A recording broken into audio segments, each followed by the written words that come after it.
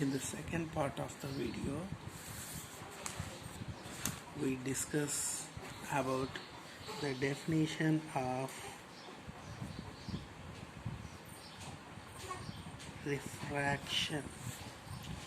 So refraction is simply said to be when light travels from one optical medium to another optical medium. Light is going to bend. When light travels from one optical medium to another optical medium, it is going to bend or deviate from its own path. So light ray is going to deviate from its own path. It is called as a refraction. So you see this refraction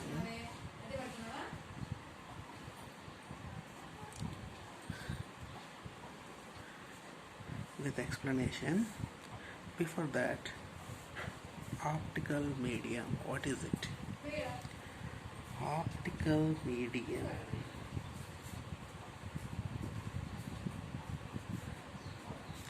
a medium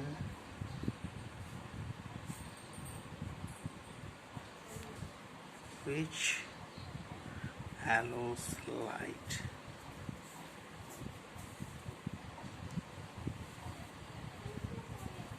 through it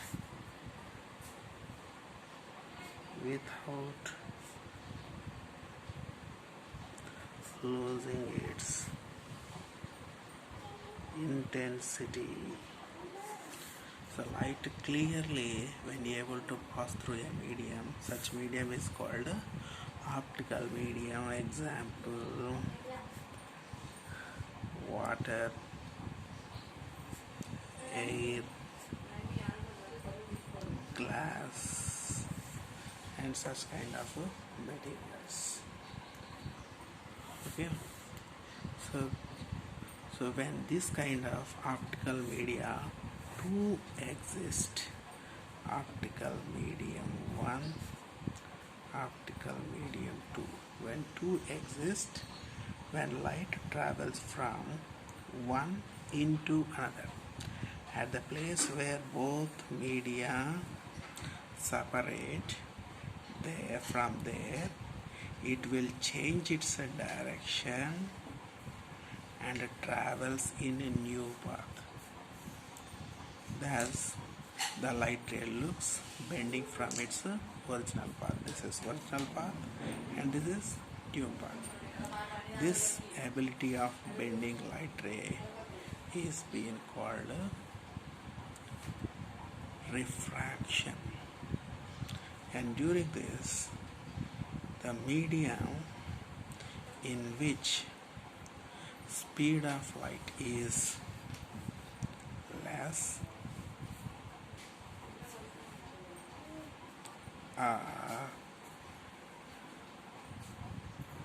density of particles more, is called denser medium.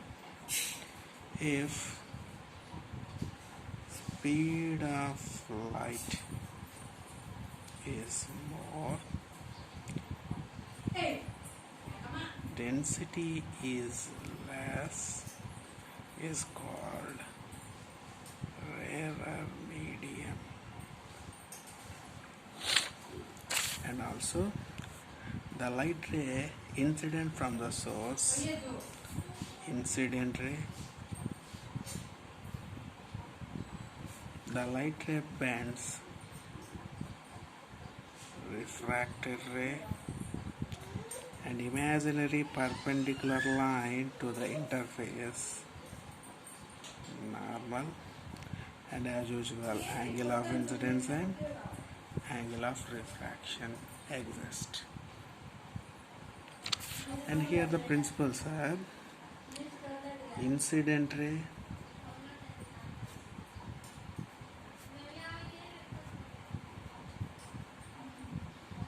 reflected ray, normal on same plane, but angle of incidence is not equal to angle of refraction. Why is the ratio of sine of angle of incidence and sine of angle of refraction is being equal to the ratio of their refractive indices. This is called Snell's law.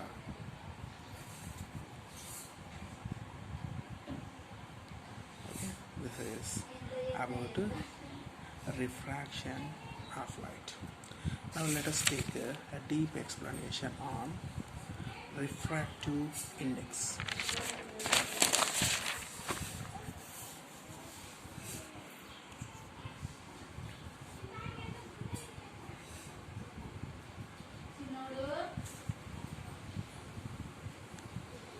What is this? In simple terms, it is the ratio of speed of light in a medium with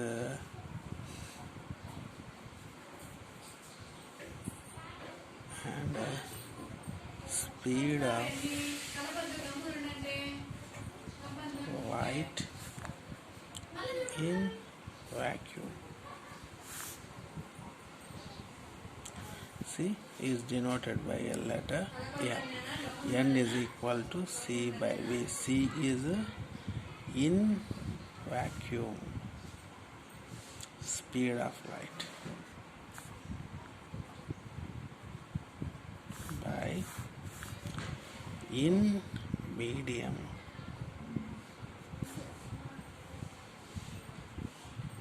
speed of light, that is C by V. Okay, what is it going to represent? See, you can clearly see, understand that in vacuum speed of light is 3 into 10 power 8 meter per second. But in a medium, it is always small. So what can it be? Numerator is greater, denominator smaller. Since n is always greater than 1, below 1 is not possible. So due to that, what can we understand is when the refractive index is greater than 1, the speed of light in vacuum is always greater than a medium. And also we can clearly express that when light travels from vacuum into any medium, the speed is going to decrease. Okay, so what happens here?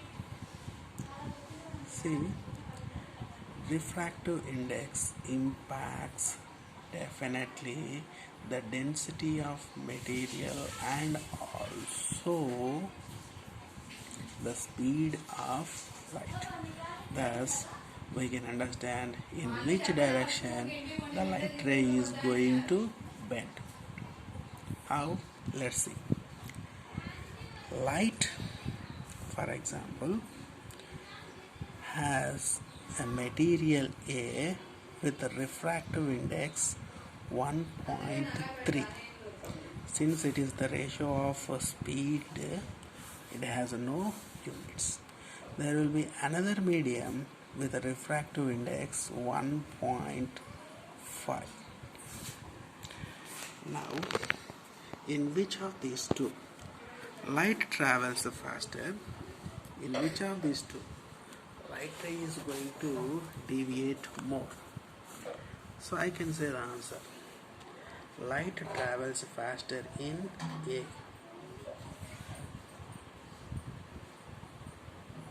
Light bends more in B. Why? Because the refractive index is more here. When refractive index is more, bending ability is maximum. When refractive index is less, speed is maximum. So how can we understand? See that if density is more, there are more particles. Light through those particles travel slowly. If density is less, all situations are going to be reversed. That means the density of light is less. That means there are less number of particles, so that light travels faster. So when light travels faster, it cannot be bent. If there are more particles, through the particles it will be difficult to travel, and it will choose different direction, so that with a maximum density it bends more, with a minimum density it travels faster. This is refractive index. Okay, now relative refractive index.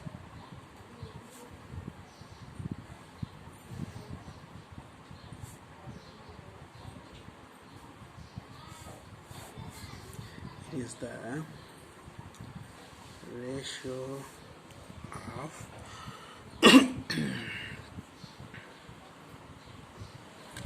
speed of light in one medium with respect to speed of light in another medium. So relative refractive index can be shown either n21 or by n12. So what could it be is n21 will be called n2 by n1. That means it is a v1 by v2. n12 can be called as n1 by n2 equal to v2 by v1. Hey! Which means n21, n2 refractive index of second medium with respect to first medium. n21 means refractive index of first medium with respect to second medium is n12.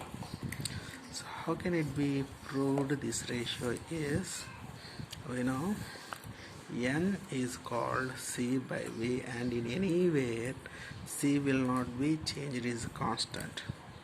So if medium 1 has a refractive index n1, then the ratio is c by v1. That means their speed of light is v1. If n2 is the refractive index, their speed of light is v2. By substituting these values here N2 by N1 is equal to N2 C by V2 N1 C by V1. C by V2 into V1 by C, both get cancelled, it will be V1 by V2. Similarly, we can prove N1 by N2 is equal to V2 by V1. Okay, this is about refractive index and relative refractive index. With the help of this, we can see usually three types of refraction. Type 1, if light travels from rarer to denser medium. So what can we say? Rarer means here density is less, here density is more. So the light ray is going to take a refraction, it is towards normal.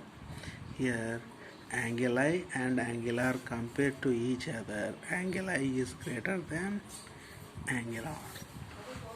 Second type of refraction is from denser to rarer. When light ray is incident in denser medium, after refraction it travels away from the normal. Here you compare angle of incidence is less than angle of refraction. And the third is going to happen whether light travels from either denser to rarer or rarer to denser, because this time incidence is along the normal. When incidence is along the normal, the refraction remains along the normal also. But here angle of incidence is equal to angle of refraction is equal to 0 degrees. So here above medium or below medium can be either, that means rarer to denser or denser to rarer. These are the main type of refractions we can see. Okay students, in next class we are going to learn the applications of refraction and its effects of refraction we are going to discuss in next class.